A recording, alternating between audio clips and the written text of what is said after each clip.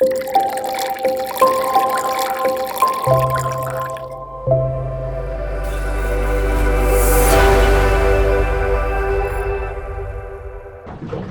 guys, welcome back to the channel. First of all, I just want to say a big thank you to everyone. Got my 1,000 subscribers up now. We're onwards and upwards from here. It's been an absolute crazy journey. I'm thoroughly enjoying myself. Today I'm out by myself. I'm just going to go do pretty much a coral trout how-to video.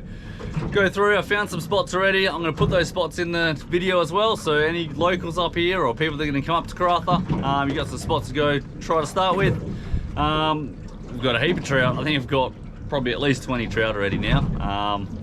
So it's been good fun. I'm keeping it quite shallow so they're all releasing really well. And yeah, I'm going to go through what rods to use, what rigs to use in this inshore, and the baits and how to tie them up as well. So if you like the video, please hit that subscribe button, hit the like button, and chuck a comment in, guys. It's really helping this channel grow. Let's get into it. Yo! Alright guys, so in today's little episode, I'm just going to try and run you through what I do in this inshore waters here around the Dampier archipelago.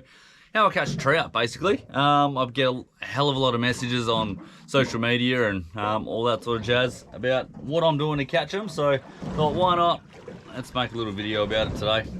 As you can see, it's terrible weather. I've really done myself a doozy today. I'm out by myself though, which is a bit annoying, but that's alright. So the rods I'm using, always use the Ocean Legacy's rods. This is the slow elements in the P3. I like to use the P3 because it's a little bit softer in the tip, so you can get really good contact with the fish, and you get some really good touch to it as well. Reels, as always, I'm using my Daiwa Saltiga 3500. Heaps of drag, super smooth. It's got P3 line on that, running to 60-pound Ocean's Legacy leader, down to a size 1 crane swivel, 100-pound Ocean's Legacy leader, a size 5 bean, and you got that running on the 100-pound straight down to a 6.0 Shinto Pro hook. The reason I like to run it straight to the hook is if you get it snagged, you can bounce it a couple of times. It'll normally bounce off, and it stops that bait from spinning in the current as well, because we get a lot of current up here in the Pilbara. If you have that sinker running on the top of that swivel, that bait stays up in the current, it'll keep spinning, and then the trout don't even want to have a look at it. So let's set this anchor up and let's try and get us some fish, eh? Alright, so when I'm looking for trout ground, I'm looking for any ledges, any structure that these things can hide in, but I'm trying to stay away from all the big areas that everyone else is fishing. So on here, you can see I've got no contours or anything around. So I'm trying to stay away from everything, and I've got this beautiful little ledge that's running down. I've got a heap of bait that's sitting on top of it. I won't put the cursor on actually, you'll find it. And even now over here, I've got this really big ledge over here. So I'm going to drop down on this and see if I can pull up the tiger species for you. Only 18 meters, so none of them should get barrow trauma. Oh, look at that. Nice little holes in there. That is perfect. Nice rubbly ground. Alright, oh, stacked with fish too. Alright, let's see what we can get. So while I've been bugging around, I know that the drift is now north to south pretty much. Basically perfectly north to south. So I'm going to go onto the north side over there. And I'm going to be using, I'm not even going to bother using the Minn Kota. Oh, need to do a service. I'm going to use the anchor, peasant style. I'm joking. Anchor is more than fine for this sort of stuff. So what you want to do is find out where you want to anchor. So we had the best sort of luck over here. So what we're going to do is get in the perfect line of that, straight fairly north. There's not much tide, so I'm only going to put out probably 15 to 20 meters of anchor rope, I reckon. Plus obviously the depth. So we're not going to be moving too much. So find out where we are. Oh, they're just eating off this bait. Alright, here's this little ledge here. So like I say, you only want to go 10 or 15 meters past it. We've got this stuff here on the right, which is that 2103, 2703. Oh, that is a beautiful looking ledge.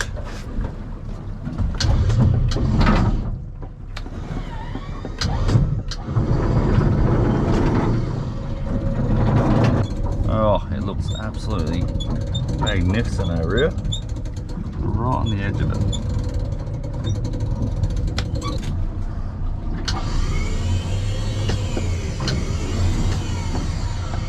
Alright. That'll do me, I reckon. This tide's just about to change as well, so.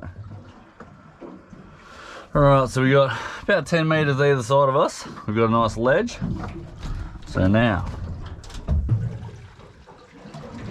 make sure you've got lots of hook exposed.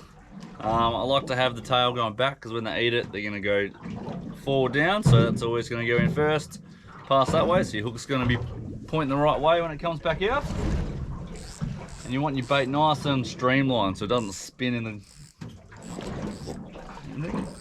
Quite a bit of drag because these guys, as you can see, the little reef line there, they're going to go straight back in there. Basically want to keep contact with the bottom all the time. You don't want to be lifting it too high, letting it spin in the air too much. You want to try and keep it on the bottom, and then every now and then just give it a little lift, and then a really slow drop back down again, and half the time the trout will grab it on the drop.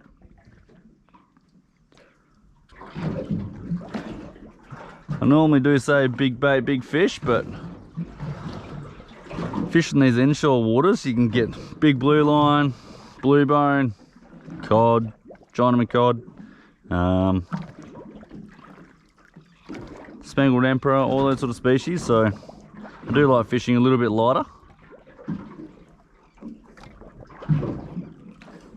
Oh, they're already onto it. Oh, it's a good fish.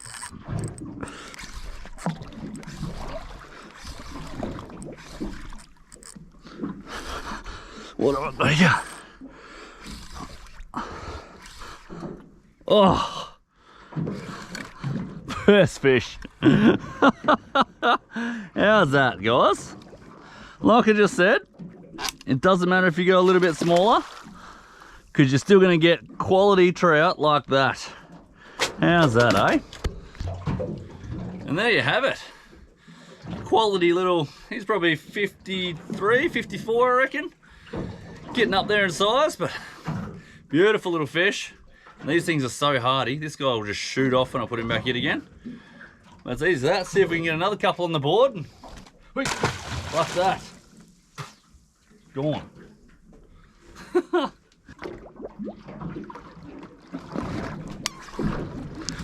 Straight into it, little buggers.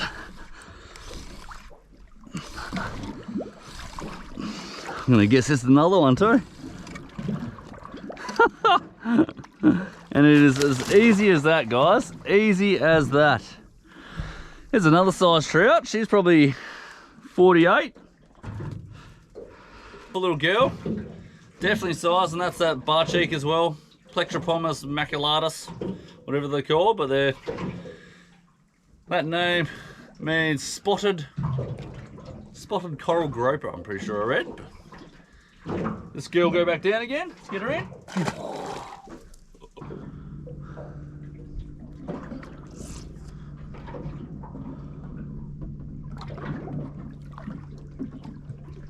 Straight onto it. Oh, Jesus Christ. He just got sharked, I think, or codded. Sharked. Oh, time to move. You actually know there's fish here, so I'll give you the spot on this one. I'm such a nice dude. So what we've got is, if you're quick enough, you can jot down those longitudes, latitudes.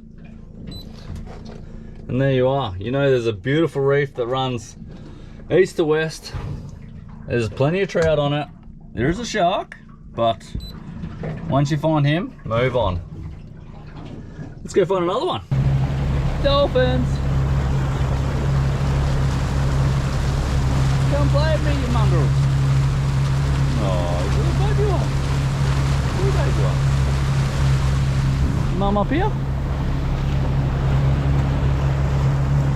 Oh, gosh. Oh. How's the day? It's just mental. Right, so as you can see, I'm not too far out.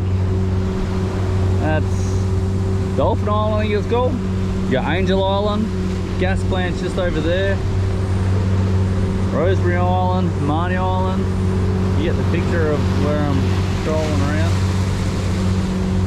Now all I'm doing is going super slow. I could have a lure out the back, but can't be bothered. Just doing about 6 knots.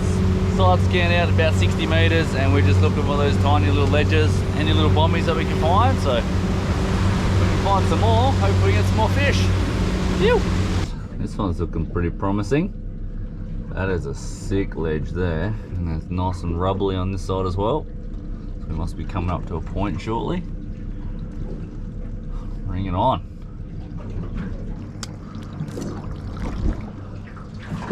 All right. See if we can get a couple anyway. Be nice.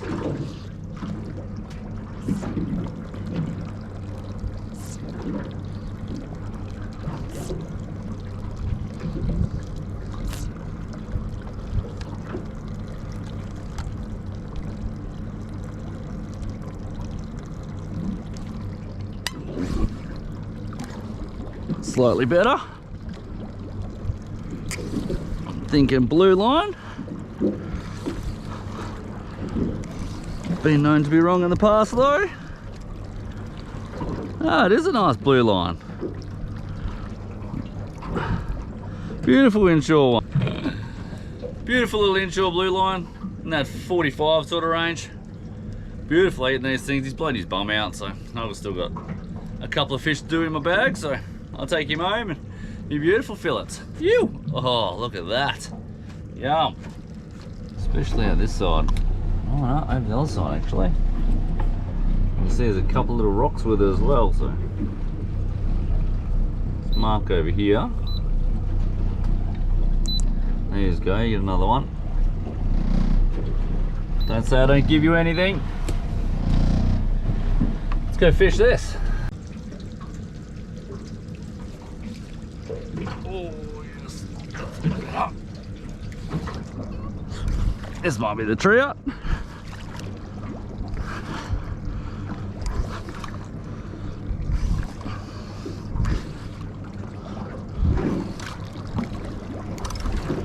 What do we got?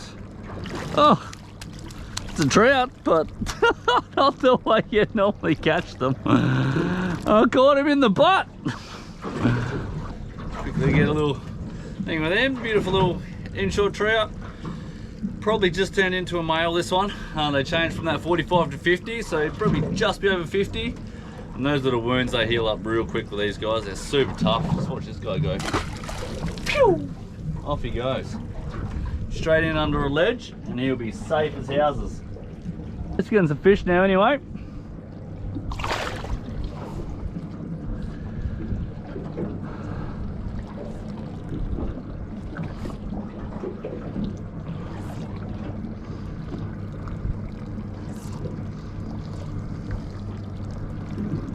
Oh, we're on.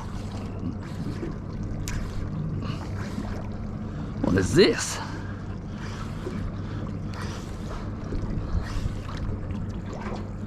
Mackerel or something. Oh, trevally. No, mackerel, you little bugger.